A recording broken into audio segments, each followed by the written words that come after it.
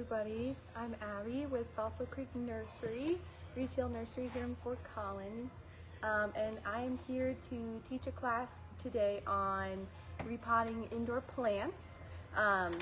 It is currently March 15th, so it's a perfect time to repot your houseplants. They are just going to be getting geared up to go and put on some big leaves, hopefully for the season, but if they don't have the root space in their pot, they're not going to expand as readily and as happily. So now's a perfect time, especially with the spring equinox around the corner.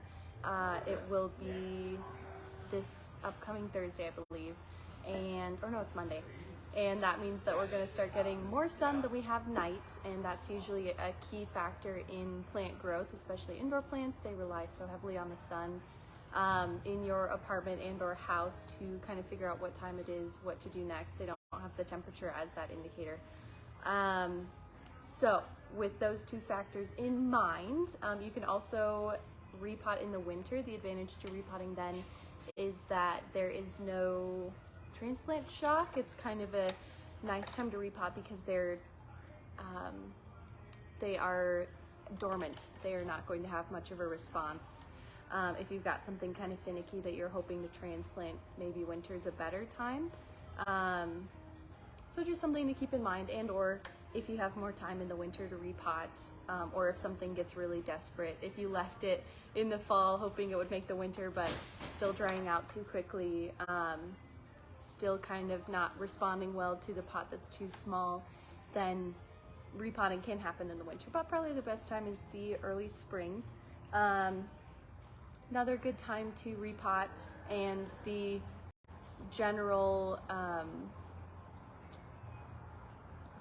indicator of whenever a plant needs to be repotted is whenever the roots reach the bottom of the container.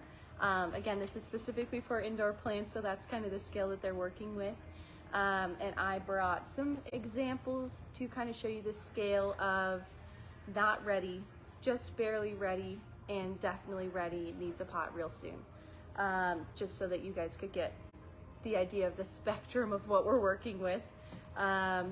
This guy is a transplant. He was moved from a little bitty cell maybe like a week or two ago. Initially, you usually try and check the bottom of the pot for any roots. Not seeing any roots, and I don't really want to pop him out because I just did to make sure that he would be a great example for this class, but not even really showing roots around the edges here. So definitely not ready. He can wait until next spring or this winter if he does really well this summer.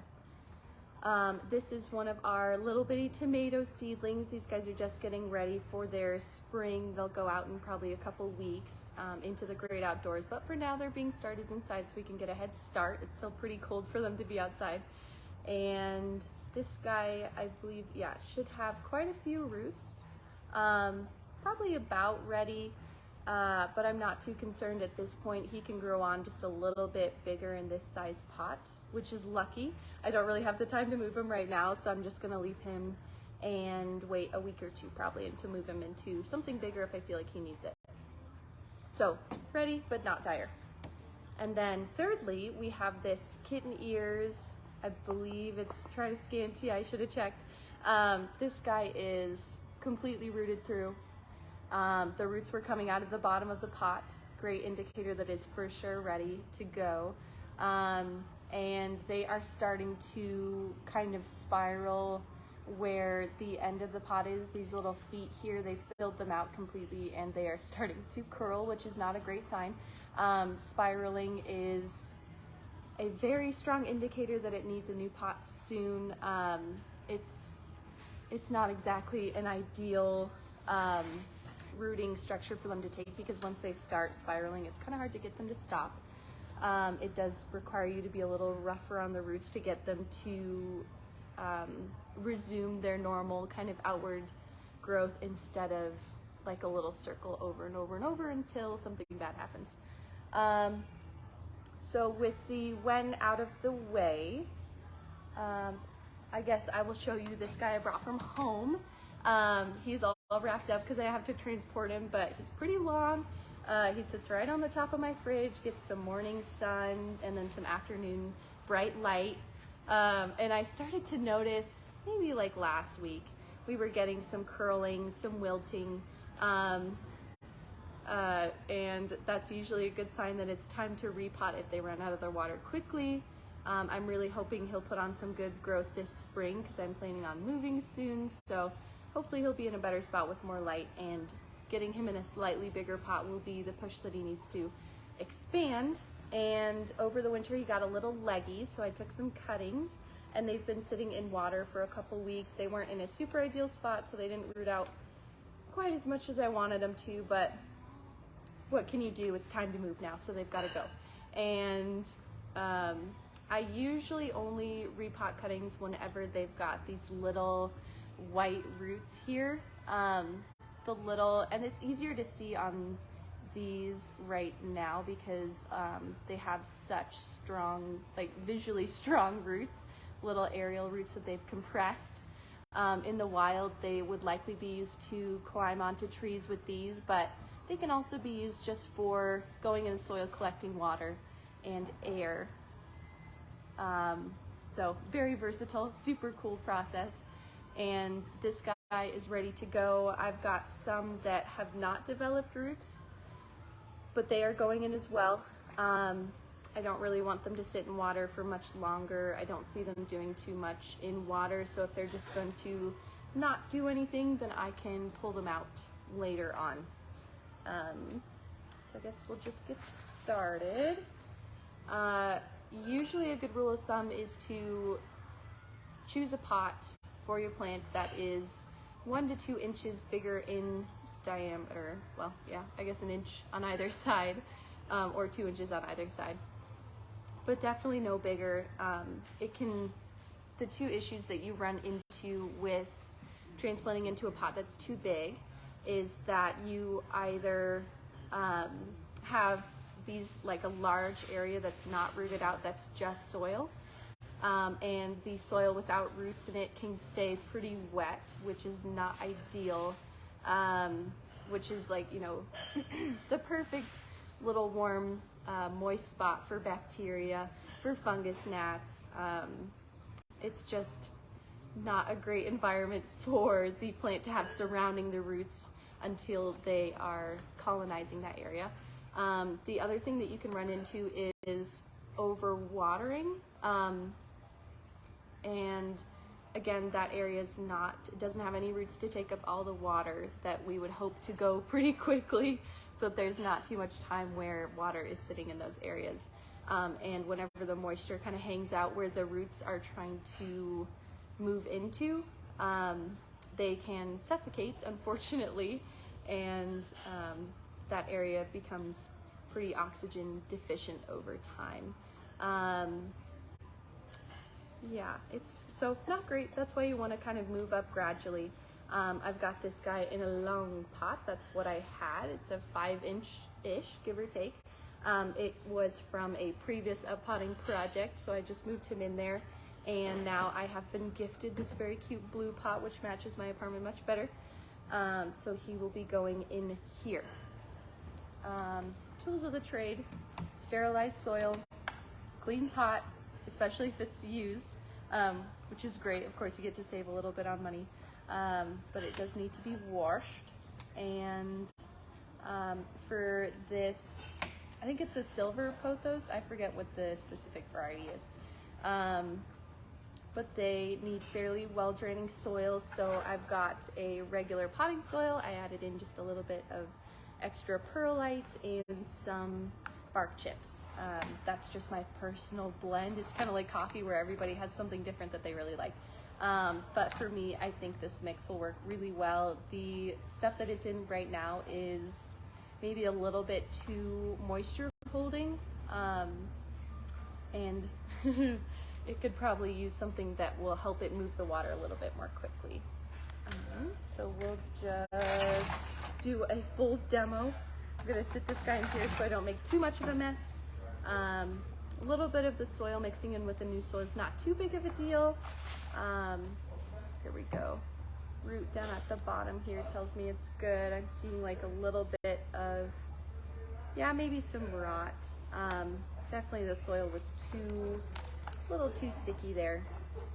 And we can even still see, I bought it in like a little bitty 4-inch, and it's still kind of trying to hold on to that shape. So I'm gonna break it up just a little bit more. And try and get this soil out of the way. And we just dig in, I guess. Not much to it after that. I'm gonna try and keep the crown in the same spot. This is a plant that could probably wiggle a little. There's lots of plants that don't like to have a wet crown. They like to sit a little bit above the soil. And or if you move the crown too low or too high, like with strawberries, they just really don't respond well. This is not one of those, but sometimes it's kind of nice. Just easier for the plant to move if the soil stays in the same spot. So I'm going to set this guy in here center, and just add in. I've got it filled up to most of the way. I want to leave a little bit of room for my cuttings to go in. And I'm going to mostly place them kind of on these outer orbits so that this pot slowly fills up a little bit more. I'm hoping to have it, of course, fill up all the way in future, so the cuttings are a nice way to fill out a plant. I'm sorry, this will be like a little boring for a second. Let's see here. And planting these guys with their nodes in the soil, especially if they don't have roots. The moist soil may get them a little jump to develop the roots, but no guarantees. It's okay. It's just cuttings. Happy little cuttings. Let's see, fill out here. Is that all the cuttings? I knew there was one more sneaky one. Let's see, we'll just tuck this guy real close. And then, me personally, everybody has like a little bit of a different style whenever it comes to the last inch or two, making sure that we've got all the air bubbles kind of moved out. It's kind of like a cake, in my opinion, where I usually use momentum to get it to shake down in there and make sure that there's good root contact and there's no little holes where once I water in, the soil will settle and those holes will become even more defined and troublesome even. Definitely not ideal to have an uneven planting surface. So we've got this guy filled in. Poke these in here, they fill out. And once this class is over, I'll give this guy a really, really good soak. And then he's gonna come home with me and hopefully he will make the move okay and look super good and healthy for me this summer, and we'll put on some new growth and maybe we'll even repot him next spring. So I think that's about all that I wanted to make sure that I covered. If you feel like I forgot anything, if anybody has any questions, I will take those now. We'll just dabble this guy in here.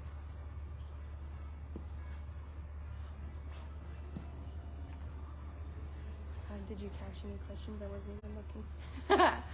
Okay. If you missed out on your question, if you have questions about houseplants, if you have questions about other outdoor plants even, that's a lot of what we sell and they are going out right now. You can always reach out to us. We have story mail, we've got the awesome Instagram and Facebook. Lots of good sources here for all sorts of different things. So thanks for hanging out with me. I hope you learned something, and I wish you the best of luck with your spring uppotting. I've got a ton to do at home. This is just the beginning. Lots of plants will need an uppot, maybe 2 to 3 years, depending on how quickly they grow, how well they're doing in your environment. But yeah, best of luck and thanks.